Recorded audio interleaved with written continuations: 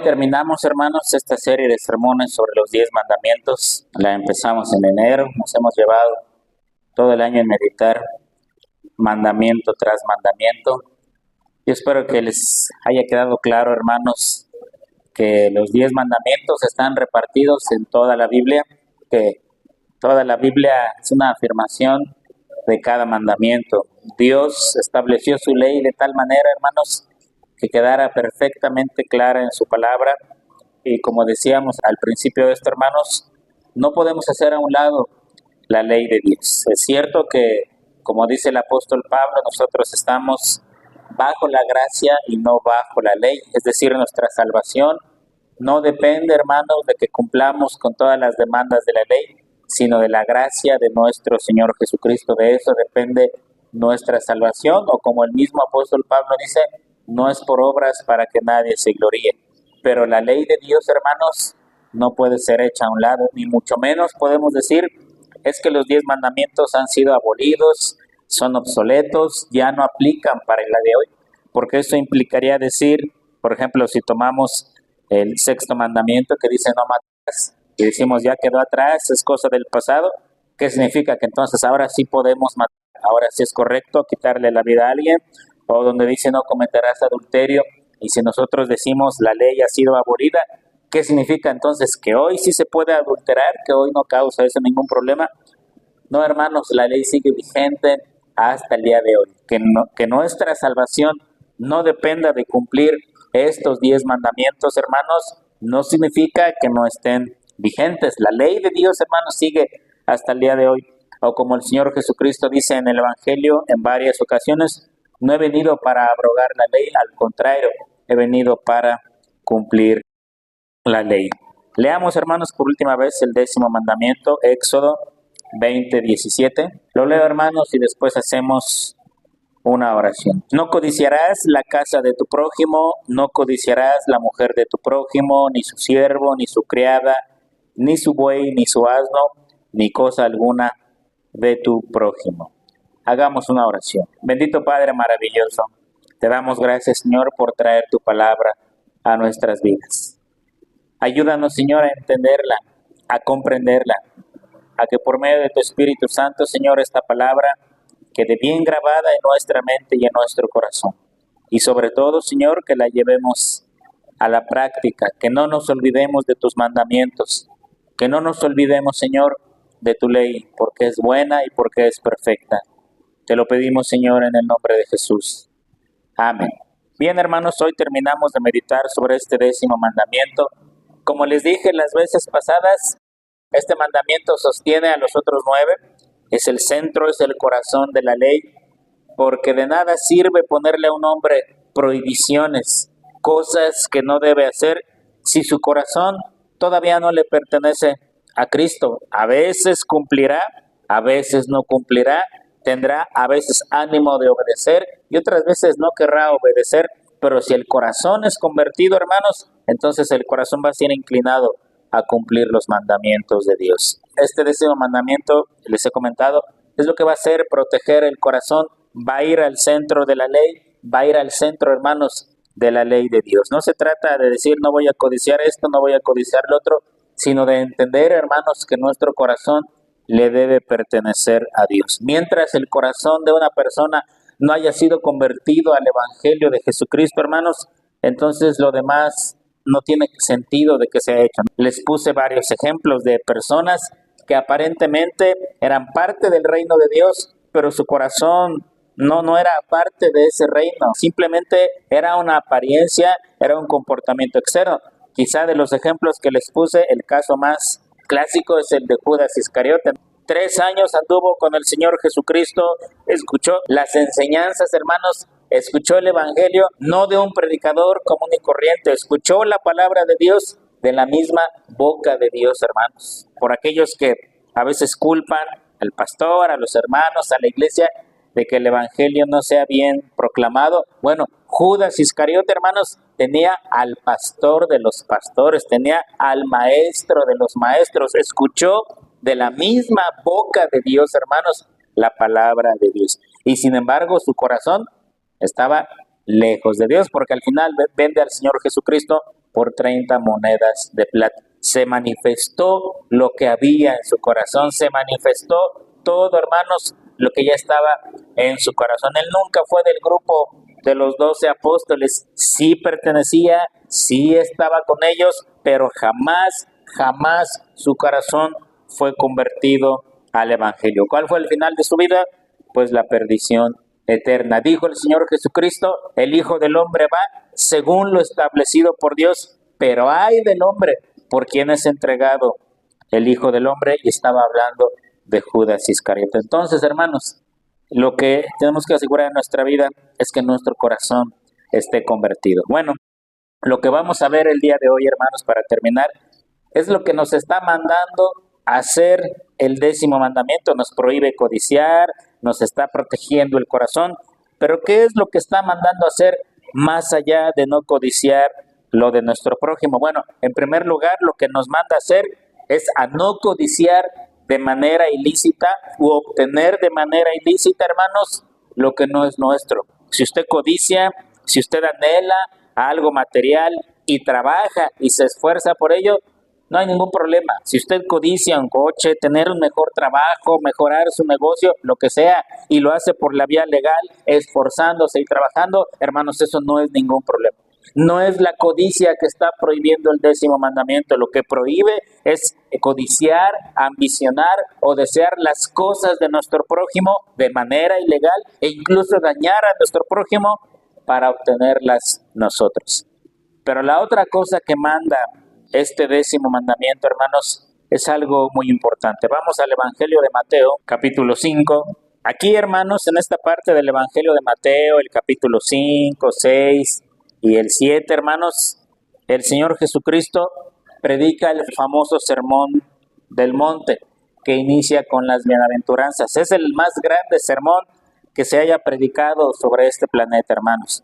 Y en ese sermón, el Señor Jesucristo incluye muchas veces la ley de Dios o los mandamientos, y de cada mandamiento el Señor le da una aplicación perfecta. Después de que ha hablado de la ley, que ha hablado de cosas importantes, el Señor nos da un mandamiento. Mateo capítulo 5, versículo número 48. Sed pues vosotros perfectos, como vuestro Padre que está en los cielos es perfecto. El mandamiento del Señor es sencillo, es claro y es directo. Dice el Señor, sean perfectos. ¿Y por qué tienen que ser perfectos? Bueno, porque vuestro Padre que está en los cielos también es perfecto. Y ustedes son hijos de Él, tienen que ser perfectos. ¿Queda claro, hermanos? Este es un mandamiento fácil de entender. Sean perfectos, porque su Padre que está en los cielos es perfecto. Si ustedes leen la primera epístola de Pedro, hay una parte que parece que es similar, donde dice, sed santos porque vuestro Padre Celestial es santo también. Es la misma idea. Surge, hermanos, la gran pregunta. ¿Se puede ser perfecto en esta vida? ¿Alguien podrá decir, yo soy perfecto? Yo nunca me equivoco, yo jamás digo mentiras, nunca tengo malos pensamientos, jamás en mi corazón hay malos sentimientos, ni siquiera tantito rencor, odio o enojo contra alguna persona. No se diga malas palabras, yo nunca hablo cosas malas, yo nunca pronuncio cosas que no sean correctas. Tener algo en contra de alguien, yo tengo paz con todo el mundo. ¿Alguien podrá decir eso, hermanos, que es perfecto? Yo creo que no, ¿verdad? Ninguno de los que estamos aquí, hermanos, somos perfectos. Nadie, absolutamente nadie. Y el que lo diga, ya cometió el primer pecado. Dice la Biblia, el que dice que no tiene pecado, que es mentiroso, porque todos pecamos. Y si decimos, y peor todavía, si yo llego a decir, bueno, sí peco, pero no como el que está sentado junto a mí o enfrente de mí o atrás de mí, ese es peor todavía. No, ese ya es un pecado mayor. Sin embargo, el Señor Jesucristo no está diciendo, traten de ser perfectos, acérquense a la perfección, o bueno, si es que pueden, sean perfectos. El Señor dice, sean perfectos, porque vuestro Padre que está en los cielos es perfecto. Ahora, el Señor, hermanos, nos está dando un mandamiento que no podemos cumplir, que el Señor no sabía de nuestras necesidades. Alguien podría decir, bueno, era fácil para el Señor Jesucristo decir esto, porque Él sí era perfecto. Si ustedes leen el Evangelio y leen los pasajes, no solo del Evangelio, sino de otras partes de la Biblia que hablan del Señor Jesucristo, dice, hermanos, que Él era un hombre perfecto. Dice que jamás hubo mentira en sus labios. Aun como lo condenaron como el peor de los delincuentes, no abrió su boca ni siquiera para defenderse. Cuando los soldados romanos lo insultaban, lo golpeaban, se burlaban de él, ¿cómo contestaba el Señor Jesucristo? Padre, perdónalos porque no saben lo que hacen. Alguien podría decir, bueno, él sí podía decir que era perfecto y fue el único ser humano que ha pisado este planeta que puede decirse que sí fue perfecto, que jamás ofendió a nadie, que nunca tuvo ningún mal pensamiento, que no tuvo malos sentimientos, que no odió ni sintió desprecio por ninguna persona, que jamás dijo una mala palabra, que nunca dañó ni ofendió a nadie. Él sí era perfecto, hermanos. Y alguien podría decir, bueno, él sí puede ser perfecto, como su Padre que estaba en los cielos era perfecto. Pero nosotros, seres humanos insignificantes, llenos de defectos, llenos de errores, y aún los cristianos, todavía con pecado dentro de nosotros que no se ha podido erradicar completamente. ¿Podremos llegar a la perfección, hermanos? Ahora, dicen los teólogos, cuando moramos, cuando vayamos a la presencia de Dios, cuando el Señor Jesucristo regrese por su iglesia y establezca a la nueva Jerusalén en este planeta, entonces sí seremos perfectos. Cuando este cuerpo de carne, dice el apóstol Pablo, sea transformado en un cuerpo glorificado, entonces sí seremos perfectos. Cuando ya estemos en la presencia de Dios, cuando hayamos dejado este mundo y este cuerpo de carne, sí vamos a ser perfectos, claro que sí. Pero mientras ese día llega de este lado, mientras estamos en el mundo, ¿vamos a alcanzar la perfección, hermanos? No. Entonces, ¿por qué el Señor nos dice esto? ¿Verdad? Ahora, si el versículo dijera, cuando mueran, cuando lleguen con el Padre, cuando estén en la gloria, van a ser perfectos como el Padre Celestial es perfecto, entenderíamos lo que está diciendo el Señor Jesucristo. Pero no, el versículo simplemente dice, sed pues vosotros perfectos, como vuestro Padre que está en los cielos es perfecto. El Señor no está pidiendo un imposible. Tenemos que entender, hermanos, a qué se refiere cuando dice sean perfectos. Si entendemos que perfecto significa aquel ser humano que jamás dice una mentira, nunca dice una mala palabra, nunca tiene un mal pensamiento, jamás ofende a nadie, jamás habla de nadie, nunca tiene ningún mal sentimiento en su corazón, es una persona que se porta cabalmente todos los días de su vida, nunca se equivoca, nunca peca, nunca hace nada malo, entonces sí, jamás vamos a llegar a eso. ¿Qué nos está dando a entender el Señor Jesucristo aquí? ¿Qué es lo que quiere que hagamos? ¿Cuál es el mandamiento que nos está dando? Bueno, les voy a decir, hermanos, lo que significa la perfección según lo que el Señor Jesucristo nos está diciendo aquí. En primer lugar, hermanos, ser perfecto significa odiar el pecado con todo nuestro corazón. Es decir, odiar, resistir y luchar con el pecado. Esto es lo que el Señor está mandando hacer aquí. No a que nunca nos equivoquemos, porque de eso, hermanos, lo vamos a hacer hasta el último día que estemos en este mundo. Hasta el último día que estemos vivos, nos vamos a equivocar. Lo que el Señor está diciendo aquí, tú tienes que odiar el pecado con todo su ser. ¿Los cristianos odian? Sí, los cristianos odian, pero odian las cosas que deben ser odiadas. El cristiano debe odiar, debe aborrecer el pecado. Hace un tiempo, hermanos, dentro de estos sermones de los 10 mandamientos, les mencioné una palabrita, a ver si alguien se acuerda. Esa palabrita significa que el cristiano hace morir el pecado todos los días de su vida. ¿Alguien se acuerda cuál era esa palabra? ¿No? Les dije, esta palabra significa que el cristiano hace morir o lucha con el pecado todos los días de su vida. ¿Se acuerdan cuál era? ¿No? mortificar el pecado. ¿Se acuerdan? Les dije, el cristiano mortifica su pecado. ¿Qué significa eso? Bueno, que el cristiano sabe que es pecador, sabe que sigue cometiendo errores, pero todos los días de su vida lucha con ese pecado, lucha con sus defectos, lucha con sus malos comportamientos, mortifica, o dicho de otra manera, hace morir el pecado que hay en él. Esto es lo que el Señor Jesucristo nos está diciendo cuando dice, sean perfectos como vuestro Padre que está en los cielos es perfecto. El Señor está diciendo, mortifica tu pecado. ¿Sabes que tienes problemas con la mentira? Bueno, lucha contra eso. Haz morir la mentira en tu vida. ¿Tienes problemas con el odio, con el rencor a las personas? Lucha contra eso y hazlo morir.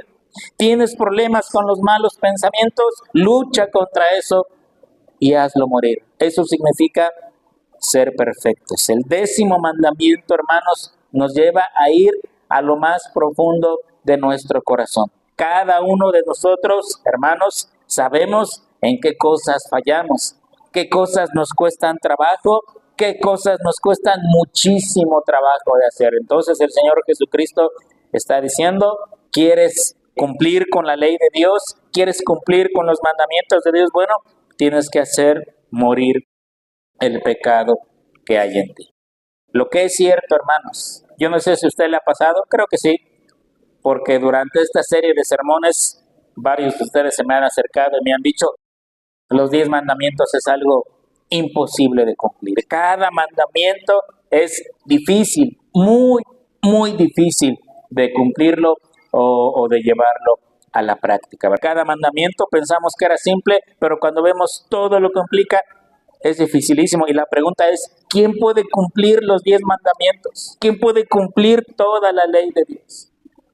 Cuando Juan el Bautista, hermanos, estaba bautizando gente en el río Jordán, les decía, yo no soy el Mesías, yo no soy el que ustedes están esperando, pero detrás de mí viene uno que es grande, que es inmenso, es tan grande que yo no soy digno siquiera de desatar la correa o de amarrar la correa de su zapato. ¿De quién hablaba, hermanos?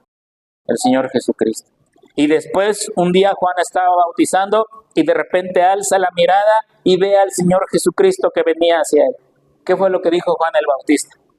He ahí el Cordero de Dios que quita el pecado del mundo. Después de haber analizado los 10 mandamientos y de comparar nuestra vida y de decir, para que yo cumpla eso es tan difícil, para que yo pueda llegar a ese nivel de cumplimiento de la ley es tan difícil, que lo único que puedo hacer es decir igual que Juan el Bautista, solo el Cordero de Dios que quita el pecado del mundo puede ayudarme a mí, que soy un gran pecador. Todos tenemos defectos, hermanos, todos tenemos errores. ¿Y sabe qué? Nuestra única esperanza está en Jesucristo. Por eso nosotros los cristianos basamos toda nuestra vida y toda nuestra creencia en Cristo y lo que hizo en la cruz del Calvario. Porque sin eso, hermanos, y nos enfrentamos a la ley de Dios, estamos perdidos. Por un lado estamos nosotros, los seres humanos, que somos bien pecadores, que estamos llenos de defectos. Y delante de nosotros tenemos la ley de Dios, que dice el apóstol Pablo, es santa, es perfecta, es pura, es increíble la ley de Dios. Pero no podemos cumplirla, no podemos cumplir ni uno solo de sus mandamientos porque nos cuesta mucho trabajo. ¿Qué es lo que tenemos que hacer, hermanos?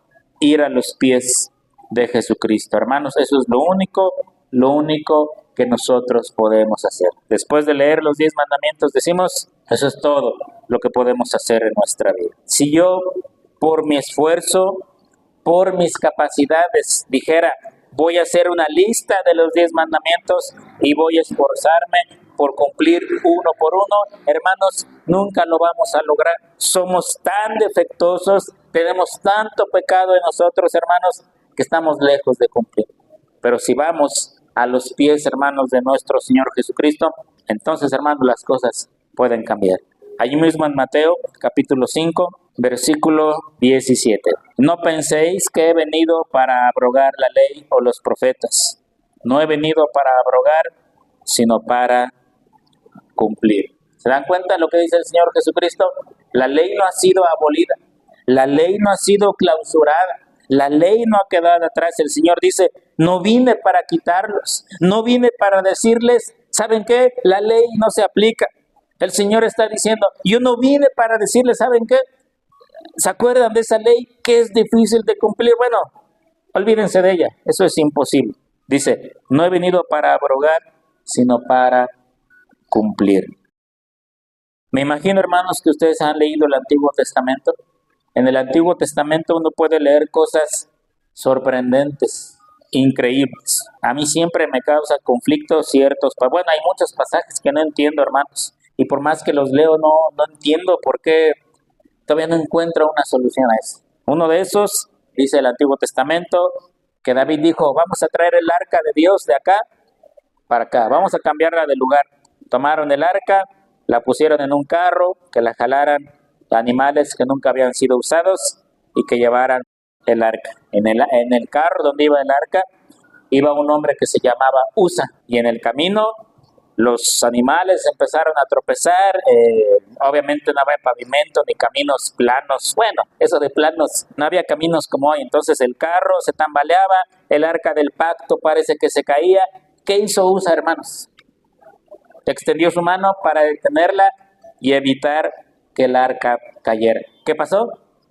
Dios lo fulmina en ese instante. O sea, no sé cómo, si cayó un rayo del cielo, si cayó fuego, pero en ese momento ese hombre dejó de existir porque osó tocar el arca del pacto, que nadie la podía tocar, nadie absolutamente, ¿verdad? El arca tenía en cada esquina una argolla soldada al mismo metal, que era oro, y le atravesaban varas y así la alzaban y la llevaban, pero nadie la podía tocar, ni siquiera el sumo sacerdote, nadie.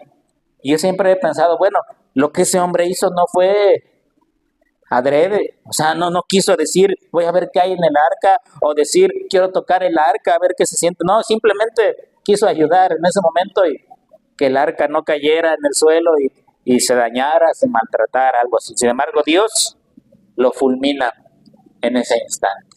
¿Por qué, hermanos? ¿Por qué Dios hizo eso? Yo todavía no encuentro una explicación. Sí sé cuál es la razón lógica, ¿no? Estaba prohibido tocar el arca de Dios, eso era innegable. Luego esa arca es llevada por los filisteos al templo de Dagón y ustedes han leído lo que ocurre. Dagón amanece inclinado, al otro día amanece no solo inclinado, sino cortado en pedazos, más todos los tumores que le llegaron a los filisteos y todas las enfermedades y la peste por tener el arca de Dios en su territorio, hasta que dijeron, vamos a regresarse a los israelitas porque esto nos está trayendo mucho mal. Entonces, el asunto es simple. Nadie podía tocar el arca de Dios. ¿Por qué? Porque sobre el arca de Dios descendía la presencia de Dios. Eso nos habla, hermanos, de un Dios terrible, de un Dios justo, de un Dios que no le tiembla la mano para castigar el pecado. Sea como sea el pecado, a Dios no le tiembla la mano. Y hay muchos pasajes en el Antiguo Testamento, Dios ejecutando juicio sobre el pecador. Ni digamos los hijos de Aarón, ¿verdad? Que ofrecieron un fuego extraño. ¿Qué pasó en ese momento, hermanos? Salió fuego delante de la presencia de Dios y fueron calcinados en un instante. Lo que yo quiero que vean, hermanos, es lo siguiente. Ese Dios del Antiguo Testamento que no tolera el pecado en su presencia porque Él es 3 veces santo.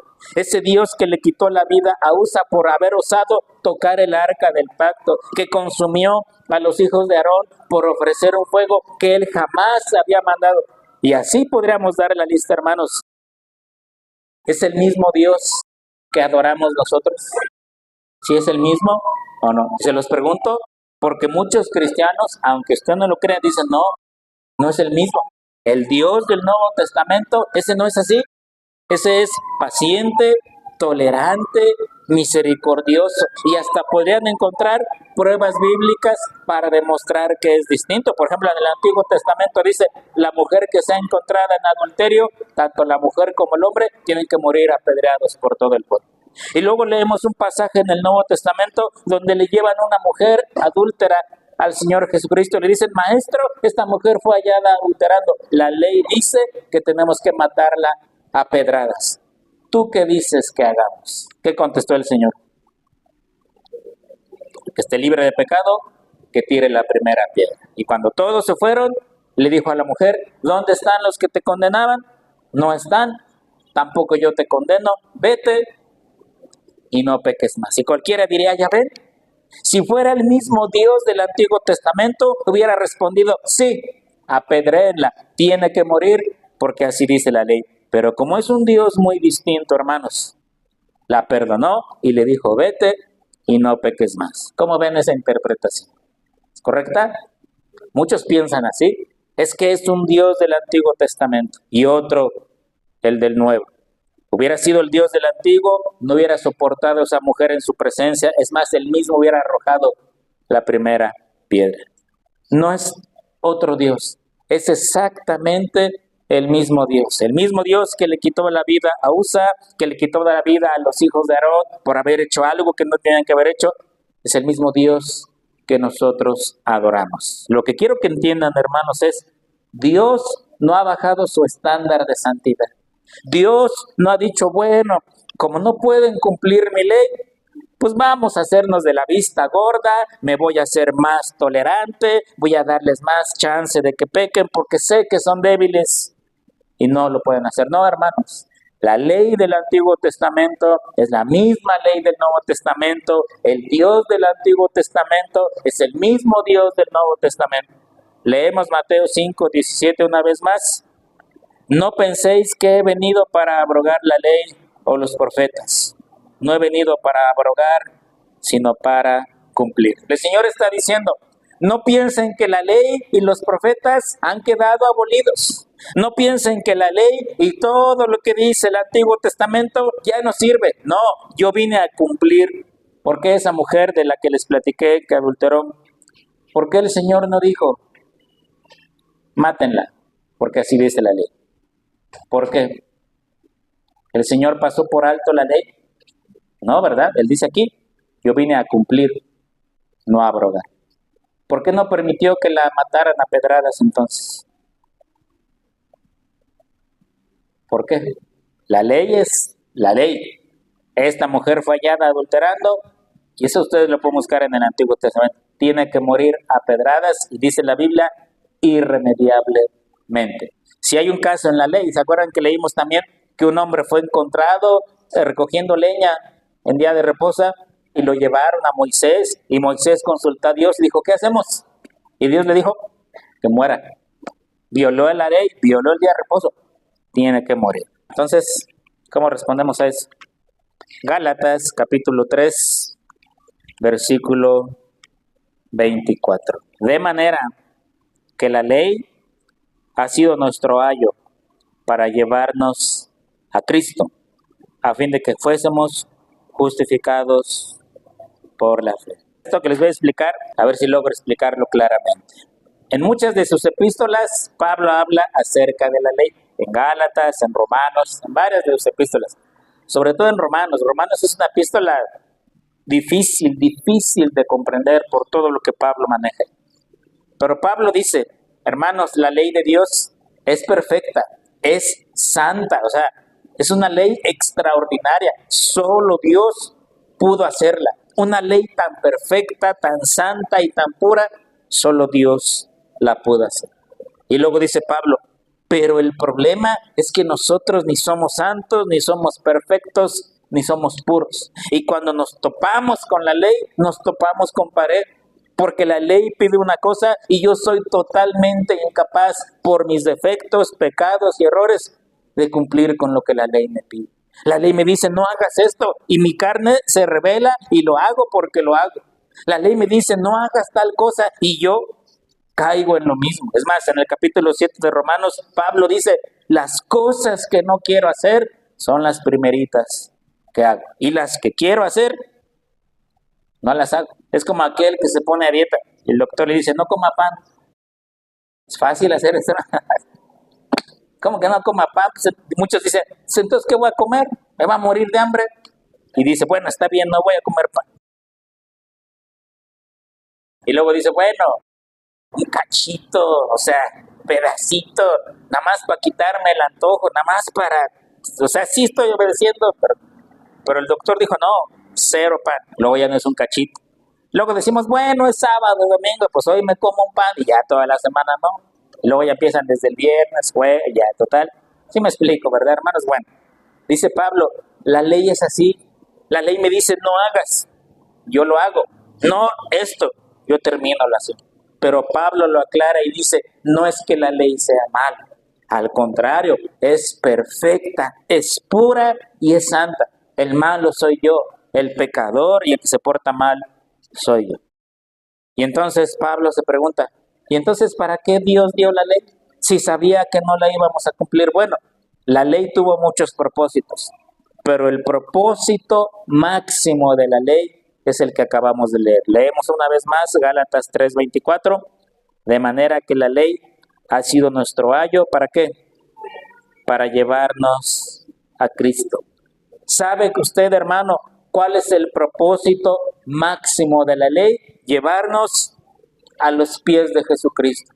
Cuando el hombre ha entendido que no puede cumplir la ley, lo único que puede decir, tengo que ir a los pies de Jesucristo, porque si no, la ley me va a condenar, porque si no, la ley me va a mandar al infierno. Pero si yo voy a los pies de Jesucristo, no hay problema. Leemos otra vez, de manera que la ley ha sido nuestro ayo para llevarnos a Cristo, a fin de que fuésemos justificados por la fe. ¿Por la fe en quién, hermanos? Por la fe en Cristo y en su obra en la cruz del Calvario. Porque esa mujer adúltera, el Señor no dijo, mátenla a pedradas. ¿Sabe por qué, hermano? Porque estaba a los pies de Jesucristo. Por el pasaje entendemos que la mujer fue llevada arrastrada por los que la capturaron y se la aventaron a los pies al Señor Jesucristo. Y la mujer permaneció a los pies de Cristo tirada en el suelo, esperando recibir la pedrada o esperando que el Señor, como el maestro de la ley que era, el maestro por excelencia, dijera, sí, maten la pedrada. Y no protestó ni dijo, es que adulteré por esto, es que adulteré por aquello. ¿Qué hizo? Estar a los pies de Cristo sin decir una sola palabra, esperando bajo la sombra de ese gran hombre que estaba enfrente de él. ¿Qué tal si la mujer hubiera empezado a rebatir, a justificar su pecado y a decir, es que lo hice por esto, es que esto está aquí, es que allá? El Señor hubiera dicho, sí, mátenla a pedradas. Pero tuvo la gracia y la fortuna de quedar a los pies de Jesucristo, del único que la podía perdonar, del único que le podía decir, yo he cumplido la ley por ti, si tú llegas a tener fe en mí. El Señor le dice, vete y no peques más. La Biblia no nos dice qué pasó después con esa mujer. Lo más probable, hermanos, es que de ahí en adelante esa mujer, su vida cambió, fue transformada y jamás volvió a cometer ese pecado. Fue justificada por la ley, por el simple hecho, hermanos, de haber estado a los pies de Jesucristo. Cuando el pecador se rinde ante Cristo, cuando el pecador se postra a los pies de Cristo y le dice, yo no puedo hacer nada, yo no puedo cumplir la ley, soy un hombre defectuoso, lleno de errores, pero en ti, Señor, ayúdame, por favor. Creo en ti, creo en lo que has hecho por mí en la cruz del Calvario. Hermano, las cosas cambian completamente. Solo el hombre a los pies de Jesucristo, no que se libre de la ley, sino que ahora hay alguien que ha cumplido la ley por él, hay alguien que si tiene fe en esa persona, lo puede justificar de las obras de la ley. Pero no quiere decir que la ley no sirva. No, la ley es perfecta y su propósito es igual que la mujer adúltera, llevarnos a los pies de Jesucristo. Es como el ladrón bueno que fue crucificado junto al Señor, tuvo la gracia y tuvo la fortuna de morir junto a Jesucristo. Pero igual pudo tomar la actitud del otro, ¿verdad? Y decir, sálvate y sálvanos a nosotros. Pero no, él tomó la otra actitud y dijo, Señor, yo estoy aquí porque lo merezco, porque cometí errores y merezco esta muerte. Pero tú no le hiciste mal a nadie. Acuérdate de mí cuando vengas en tu reino. Y el Señor le dijo, hoy mismo estarás conmigo en el paraíso. Ni siquiera mañana, después de que estés en el purgatorio. No, hoy mismo estarás conmigo en el paraíso. La ley, hermanos, su propósito es llevarnos a Cristo. El propósito de los 10 mandamientos, aparte de enseñarnos lo que no le gusta a Dios y de decirnos lo que está mal, es llevarnos a los pies de Jesucristo. No los puedo cumplir, cualquiera puede decir eso, pero decir no los puedo cumplir y voy a caer rendido a los pies de Jesucristo porque solo Él puede ayudarme, es otro asunto muy distinto, hermanos. Ya para terminar, hermanos, 3 reflexiones nada más. La primera de ellas, hermanos, es, después de analizar los 10 mandamientos, nos damos cuenta que somos totalmente incapaces de cumplirlos. ¿Quién los puede cumplir a la perfección? Es difícil, porque no solo se trata de lo que hago, incluso se trata de lo que pienso y de lo que siento. Los fariseos en la época del Señor, por poner un ejemplo, decían, mientras tú no cometas adulterio como tal, puedes pensar en tu mente lo que quieres. Pero viene el Señor Jesucristo y dice, si tú codicias a una mujer en tu corazón, aunque nunca la toques, aunque jamás hables con ella, ya adulteraste con ella en tu corazón. Y entonces dice uno, ¿quién va a estar libre de no faltar a la ley si hasta con el pensamiento puedo faltar a la ley de Dios? Bueno, lo primero que tenemos que entender, hermanos, que como somos totalmente incapaces, tenemos que caer rendidos a los pies de Cristo todos los días de nuestra vida. Solo en Cristo, hermanos, vamos a ser salvos de la ira de ese Dios todopoderoso que ni se ha cansado, ni ha envejecido, ni su poder ha disminuido, ni mucho menos ha bajado el estándar de la ley. Lo mismo que Dios pide en el Antiguo Testamento es lo mismo que pide el día de hoy. Las mismas demandas de la ley del Antiguo Testamento son iguales al día de hoy. No piense nunca, hermano, que Dios es un viejito que está en el cielo, ya muy anciano, con la barba muy crecida y que como todo anciano ha perdido su fuerza, ha perdido su voluntad y lo que antes hacía, hoy ya no lo puede hacer. Y que el pecado que antes castigaba, bueno, pues ya se ha hecho más tolerante, ya se ha hecho más...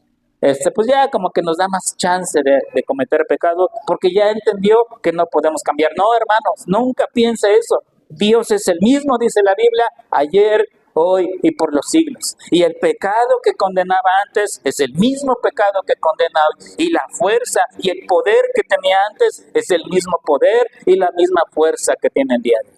Dice el libro de los Salmos, Él no se cansa, Él no envejece, Él no disminuye con el tiempo. Él es el mismo ayer, hoy y por los siglos.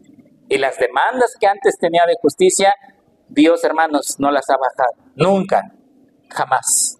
Les voy a platicar de algo, hermanos, de mi vida. Cuando yo era maestro, pues yo daba matemáticas. ¿A quién le gusta esa materia? A nadie. Primer examen. Empezaba el año, clases, llegaba el primer examen, aplicaba yo el primer examen. ¿Cómo cree que eran las calificaciones? 4, 3, 0, nada. Y había una escuela donde el director me decía cómo salir, y yo le decía, digo, el que más sacó 6. Y él me decía, bueno, pues que ese sea el 10, ¿qué le parece? El que sacó 10 es 6, el que sacó 5 es 9, y así mueva su escala, porque si no, pues todos van, ¿sí me explico? Si no, todos van a reprobar. Entonces, pues, el que había sacado 6 decía 10, pero no porque haya sacado 10, sino porque había que bajar la escala, si no, al final todos iban a reprobar. Bueno, hermanos, Dios no es así. Dios no baja la escala. Dios dice, la mentira es mentira y la abomino y la detesto. Eso lo dice Proverbios. ¿Se acuerdan que leímos un pasaje en Proverbios que decía que Dios abomina y detesta la mentira? Bueno, el día de hoy es exactamente lo mismo. Dios no baja su escala. Dios no baja, hermanos, lo que Él ha establecido. Sin embargo, nosotros seguimos siendo igual de pecadores. Hermanos, lo único que podemos hacer es ir a los pies de Jesucristo. Alguien lea, por favor, Juan 15:5.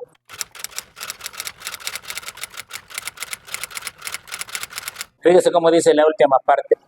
Porque separados de mí, nada podéis hacer. Separados de Cristo, hermanos, el peso de la ley nos va a caer encima y nos va a aplastar completamente.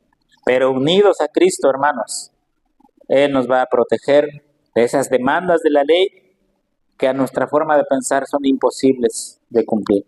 Sin embargo, el que está a los pies de Jesucristo se esfuerza por cumplir la ley, se esfuerza por obedecer a aquel que ha dado su vida por Él en la cruz del Calvario. Entonces, lo primero que tenemos que entender, hermanos, es que sin Cristo no podemos hacer nada. La segunda cosa, hermanos, Proverbios 23:26. Dice el Señor: dame, hijo mío, tu corazón y miren tus ojos por mis caminos. Otra forma de leer ese versículo sería: Dios está diciendo, dame tu vida completa y vas a andar por los caminos que yo te diga. ¿Por qué tenemos que darle nuestra vida a Dios? Bueno, no solo somos pecadores, no solo somos incapaces de cumplir con los 10 mandamientos. Muchas veces, y la gran mayoría de las veces, somos incapaces de manejar sabiamente nuestra vida por nuestra propia sabiduría, por nuestra propia inteligencia. Entonces el Señor dice, dame tu vida. Si tu vida está en mis manos, yo te voy a indicar lo que es correcto.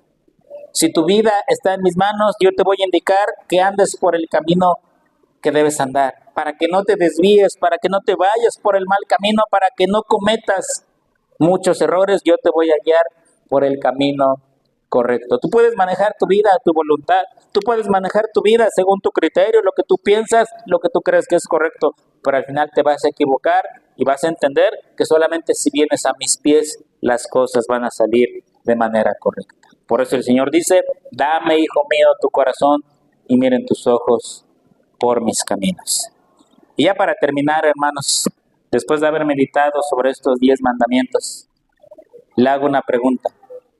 ¿Cómo sería el mundo? ¿Cómo sería el mundo en el que vivimos si los 10 mandamientos, toda la humanidad los cumpliera todos los días de su vida? ¿Se puede imaginar cómo sería el mundo si los 10 mandamientos se cumplieran en todas partes, en todo el mundo? ¿Se lo puede imaginar? ¿Cómo sería? ¿Se imagina un mundo en el que el único Dios verdadero fuera el Dios de la Biblia? Que ese fuera el único Dios que reinara en el mundo. El Dios todopoderoso, Jehová, el grande y temible, lleno de gracia y de misericordia. ¿Cómo sería un mundo así? ¿Cómo sería un mundo, hermanos, en el que no se hicieran imágenes para acercarse a Dios de ninguna forma? Ni una sola imagen, porque Dios dice, no hay imagen que me represente. ¿Cómo sería un mundo, hermanos, en el que no hubiera imágenes para acercarse a Dios? ¿Cómo sería un mundo, hermanos, en el que el nombre de Dios no se tomara en vano de ninguna manera? Que las únicas veces que el nombre de Dios fuera pronunciado fuera con un propósito digno y con todo el respeto del mundo. ¿Cómo sería un mundo, hermanos, en el que se le dedicara a Dios un día a la semana? Que nos olvidáramos de nuestro trabajo, de nuestros asuntos y de todo, y que un día a la semana se lo dedicáramos a Dios completamente. ¿Cómo sería un mundo, hermanos, en el que los padres fueran honrados y respetados por los hijos, pero que también los padres criaran a sus hijos en la disciplina, enseñanza y amonestación del Señor y que los guiaran con su ejemplo en todas las cosas? ¿Cómo sería un mundo, hermanos, en el que la vida humana fuera valorada, respetada y preservada en todas sus formas posibles? Que nadie dañara a su prójimo con palabras ni con hechos, que ni siquiera con pensamientos la gente se ofendiera o se dañara. ¿Cómo sería un mundo, hermanos, en el que el matrimonio fuera para siempre, que el divorcio no existiera, que la familia fuera protegida, defendida de todo el mal que la acecha, que el adulterio y la fornicación no existieran, en el que los hombres y las mujeres se vistieran decorosamente, la pornografía y las desviaciones sexuales no existieran, y tanto hombres como mujeres jamás tuvieran pensamientos lascivos? ¿Cómo sería un mundo así? ¿Cómo sería un mundo, hermanos, en el que la propiedad y los bienes de las personas fueran respetados? En el que nadie robara, nadie estafara, nadie engañaría y nadie abusara de su prójimo.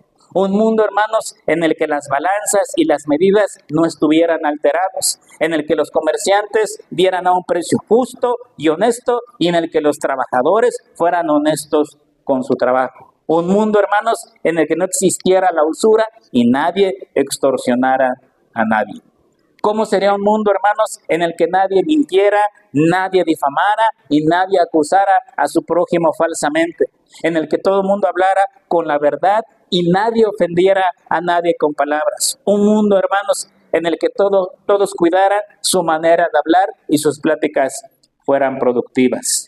¿Cómo sería un mundo, hermanos, en el que nadie codiciara las cosas de su prójimo y que la única codicia que existiera fuera la positiva, la que nos llevara a superarnos materialmente, laboralmente y en todas las formas, hermanos?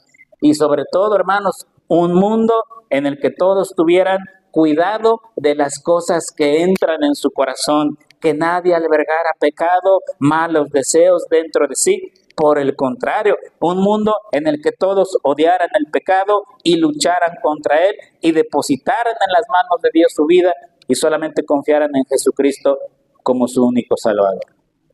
¿Cómo sería un mundo así, hermanos? ¿Se imaginan? Sería el cielo. Sería el cielo. Bueno, algún día viviremos en el cielo y esto que les acabo de contar será realidad plenamente. Dentro de las glorias que nos esperan en el cielo, hermanos, es que el pecado no va a existir, que Dios estará con nosotros en vivo y en persona, que no habrá sol porque la presencia de Dios va a iluminar cada rincón de ese lugar donde vamos a estar. Y, por supuesto, que el pecado va a estar fuera. Dice el apóstol Juan en el Apocalipsis, en la Nueva Jerusalén, no entra nada inmundo, no entra nada contaminado, porque Dios reina y su santidad es perfecta. En la Nueva Jerusalén, la ley de Dios y los 10 mandamientos serán lo máximo, regirán absolutamente todo y dejaremos de batallar con eso. Pero para llegar a ese mundo, hermanos, en donde los 10 mandamientos brillarán en todo su esplendor, tenemos que ir a los pies de Jesucristo. No se puede por obras, no se puede por esfuerzo humano, solo ir yendo a los pies de Jesucristo, hermanos, eso podrá ocurrir. Vamos a orar. Eterno Padre Todopoderoso, te damos las gracias, Señor, por mostrarnos tu ley, por mostrarnos tu palabra. Señor, solo te pedimos que todos los días de nuestra vida, al igual que esa mujer adúltera, estemos a los pies de tu Hijo. Estemos postrados, tirados, Señor, delante de los pies de tu Hijo Jesucristo. Porque Él murió en la cruz del Calvario. Porque Él entregó su vida por nosotros. Porque separados de Él, nada podemos hacer. Somos pecadores, somos llenos de defectos, Señor. Y cuando queremos hacer las cosas bien, nos sale al contrario. Y cuando nos esforzamos por portarnos bien, nos damos cuenta cuán débiles somos. Llévanos, Señor, a los pies de tu Hijo, porque solo en Él tenemos salvación y vida eterna. Y ayúdanos a honrar tu ley y a honrar tu palabra, Señor. Te lo pedimos, Señor, en el nombre de Jesús. Amén. Dios los bendiga, hermanos.